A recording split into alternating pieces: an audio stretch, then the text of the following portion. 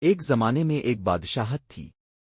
اس بادشاہت کی شہزادی بہت ہی نازنین اور لاڈلی تھی۔ بادشاہ اس سے بہت پیار کرتا تھا اور اسے ہر وہ چیز دیتا تھا جو وہ مانگتی تھی۔ شہزادی سونے کے برتنوں میں کھانا کھانے کی عادی تھی اور ریشمی چادروں پر سوتی تھی۔ ایک دن بادشاہ نے ایک حکیم کو بلایا اور کہا، میری بیٹی کے بہت زیادہ ناز نخرے ہیں، اسے دنیا کی حقیقت کا پتہ نہیں ہے۔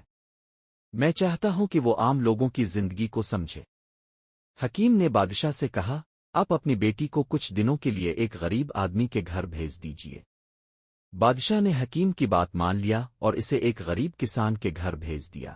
کسان کے گھر میں شہزادی کو مٹی کے برتن میں کھانا کھانا پڑتا تھا اور بھوسے کے بستر پر سونا پڑتا تھا۔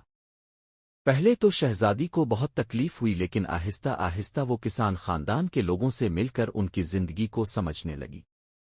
کسان خاندان کے لوگ بہت محنتی اور خوش مزاج تھے۔ وہ ایک دوسرے کی مدد کرتے تھے اور ہمیشہ مسکراتے رہتے تھے۔ شہزادی نے دیکھا کہ کسان خاندانوں کے لوگ اتنے محدود وسائل کے باوجود خوش رہ سکتے ہیں۔ کچھ دنوں بعد شہزادی واپس محل میں آ گئی۔ اب وہ پہلے جیسی نہیں تھی، وہ بہت بدل چکی تھی۔